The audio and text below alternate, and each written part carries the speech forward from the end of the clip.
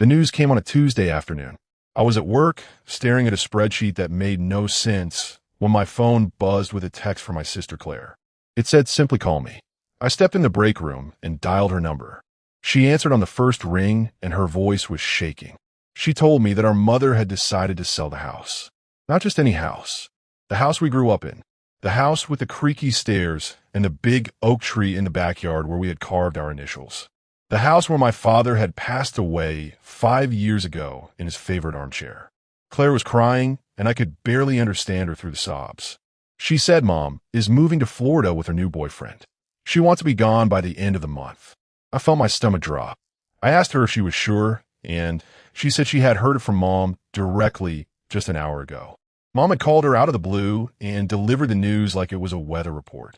No discussion, no warning, just a statement of fact. I drove to my mother's house that evening. The drive was 45 minutes through suburbs that all looked the same. My mind raced with 1,000 questions. Who was this boyfriend? How long had this been going on? Why was she throwing away our family home? I pulled into the driveway and saw that the front lawn was overgrown. My mother used to keep it immaculate. She would spend every Saturday morning with her pruning shears and her little green apron. Now the grass was up to my knees, and the rose bushes were tangled and wild.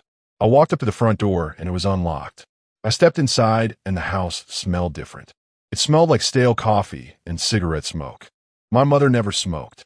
I found her in the kitchen packing dishes into a cardboard box. She looked up at me and smiled like nothing was wrong. She said, "Oh, good you are here. You can help me with the china." I stood there in the doorway, and I could not speak. I finally found my voice, and I asked her what she was doing. She said she was getting ready for a new chapter. She said life is too short to stay in one place.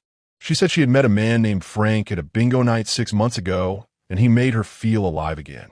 She said he had a condo in Tampa, and they were going to spend their golden years watching sunsets. I asked her what about the house, and she said the house was just a building. She said it held memories, but memories do not pay the bills. She said she wanted to travel and see the ocean every day.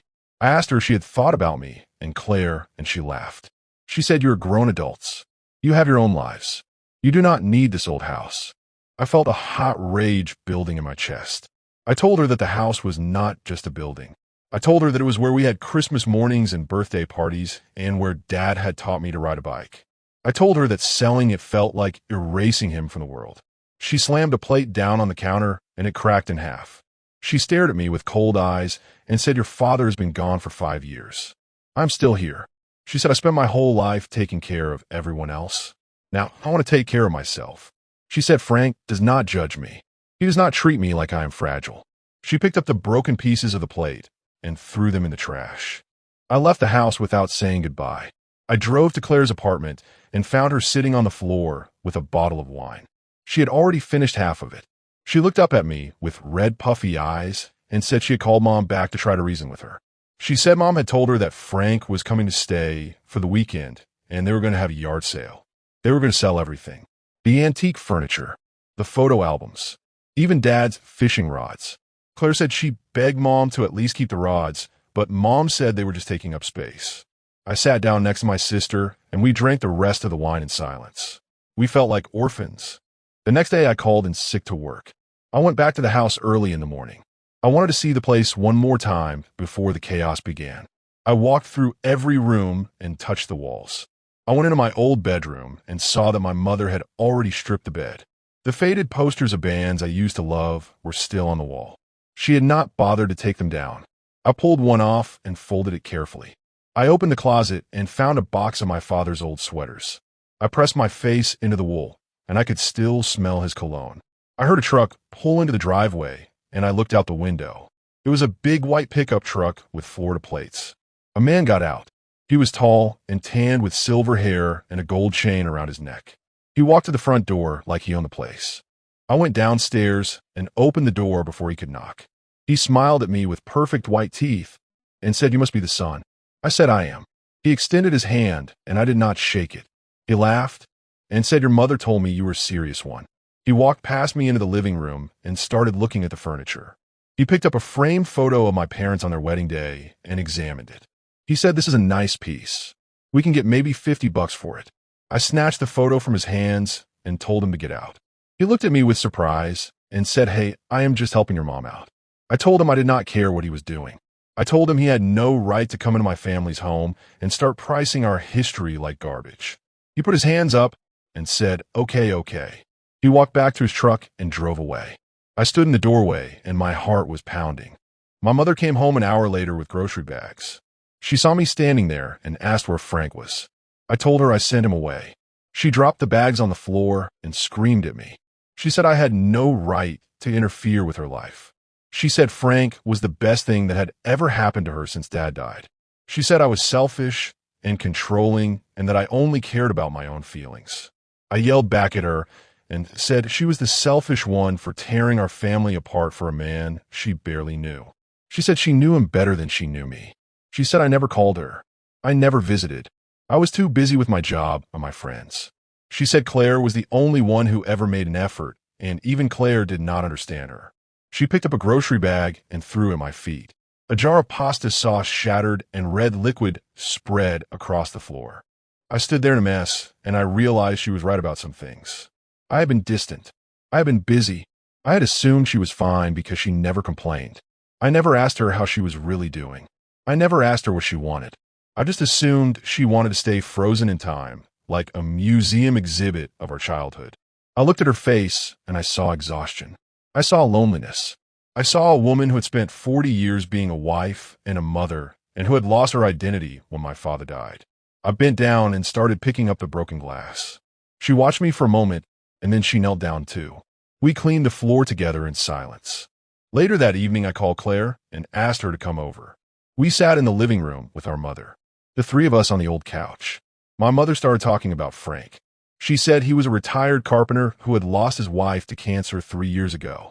She said he was kind and patient, and he made her laugh. She said he did not try to replace Dad, but he gave her something to look forward to. She said she was tired of being alone in that big house with all those echoes. She said every corner reminded her of Dad, and it hurt too much to stay. Claire started crying again, but this time she was nodding. She said she understood. She said she had been avoiding the house herself for the same reason. I asked my mother if she would consider keeping the house in the family. I told her I could buy it from her. I told her I would take care of it. I told her I would keep Dad's fishing rods and the photo albums and the oak tree.